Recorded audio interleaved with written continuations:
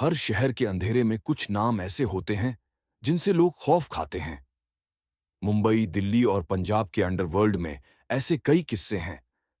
लेकिन आज हम जिस नाम की बात कर रहे हैं, डिम्पी चंदभन, वो सिर्फ एक अपराधी की कहानी नहीं, बल्कि दोस्ती, धोखे, सत्ता और खौफ का ऐसा सफर है जो किसी फिल्म से कम नहीं। आइए जानते हैं डिम्पी चंदभन की पूरी जिंदगी की कहानी, बचपन से लेकर अंडरवर्ल्ड के शिखर तक और फिर उसके पतन तक। डिम्पी चंदभन का जन्म एक साधारण परिवार में हुआ। उसके पिता मेहनतकश इंसान थे और मां घर संभालती थीं। वो एक मध्यम वर्गीय माहौल में पला बढ़ा। बचपन में डिम्पी भी बाकी बच्चों जैसा ही था। क्रिकेट खेलना, दोस्तों के साथ घूमना और भविष्य के सपने देखना। लेकिन मोहल्ले का माहौल अलग था। यहां बेरोजगारी थी, नशे का असर था और गली कूचों में छोटी मोटी गुंडागर्दी आम थी। डिम्पी अक्सर अपने दोस्तों के बीच नेता जैसा बर्ताव करता। कहा जाता है कि बचपन में ही उसने बहादुरी और गुस्से की झलक दिखा दी थी। इसी वजह से मोहल्ले के लोग उसे नोटिस करने लगे। किशोरावस्था में डिम्पी का रास्ता बदलने लगा। छोटे मोटे झगड़े, लड़ाई झगड़े में उसका नाम सामने आने लगा। धीरे धीरे उसने वसूली और रंगदारी जैसे काम करने शुरू किए।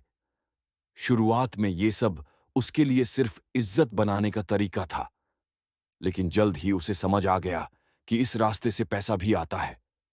स्थानीय दुकानदारों और कारोबारियों से वसूली करना, प्रॉपर्टी डीलिंग में दखल देना, ये सब उसके काम का हिस्सा बन गया।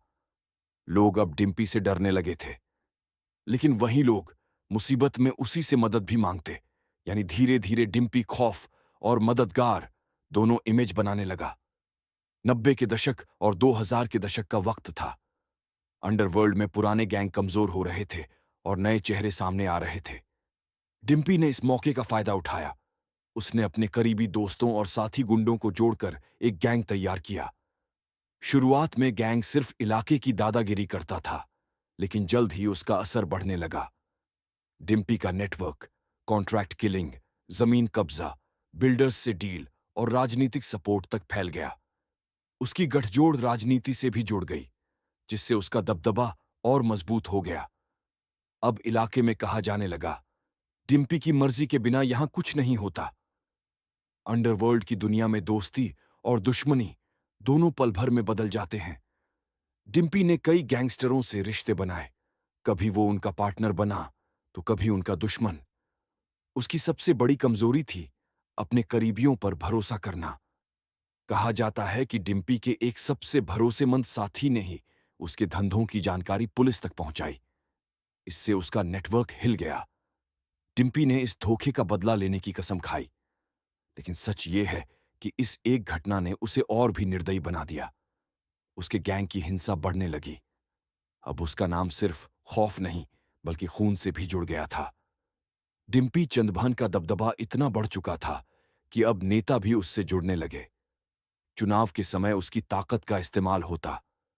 नेताओं को पता था डिम्पी के नाम से वोटों पर असर पड़ सकता है, और डिम्पी को पता था नेताओं के सहारे वो पुलिस से बच सकता है।